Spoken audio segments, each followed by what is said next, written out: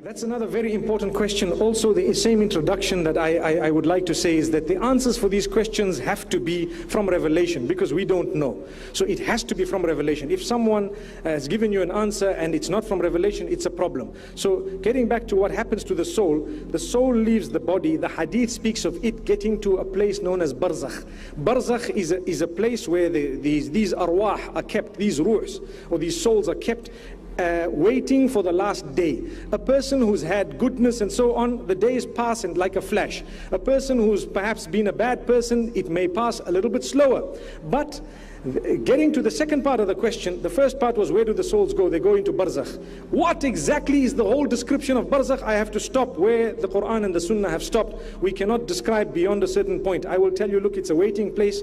The souls do not come back to greet the family members every year. You need to know that. Some people say, okay, every year the soul comes back, salam alaikum, how are you? Some people say the soul comes back to us and cleans the home. And some people say the soul comes back and does this and does that, and I feel it.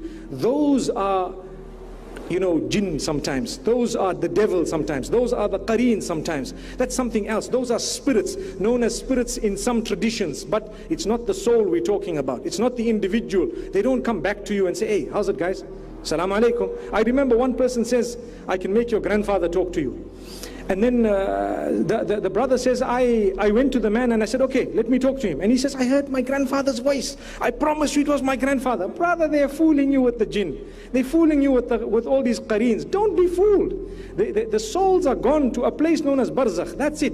Allah subhanahu wa ta'ala knows best. When it comes to the connection of the soul and the body, Allah subhanahu wa ta'ala lets the body feel the punishment together with the soul in a way that He knows fit, that we don't know the explanation of. That's what it is. So when we say adhabul qabr and the punishment of the qabr, it is a reality and it is felt, body and soul. How? I don't know. Allah knows. I stop at that and I believe it, because I cannot add or subtract. I have to say, Ya Allah, one day, well, I don't even want to be shown it, because I don't want to be a part of it. But one day, if you are curious, perhaps if you get to the other side, you can ask, say, Ya Allah, how did you do that? How was it? For now, it's called belief. We believe in the unseen. Someone might say, well, these people, their bodies were, lost, or their bodies were perhaps disintegrated because of something. And how would they be punished?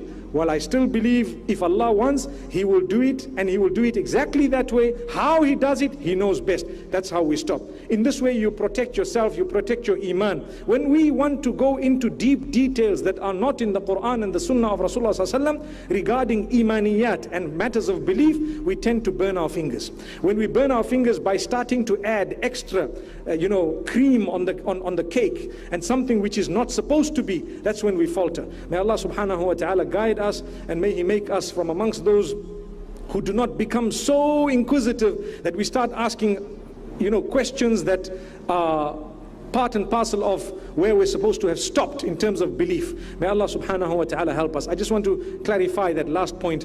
What this means is, yes, you are allowed to ask questions, and you're allowed to ask any question you want under the sun. But if the answer of the question is not found in revelation, and that question is connected to belief, then just stop there and say, look, Allah knows best. That's it.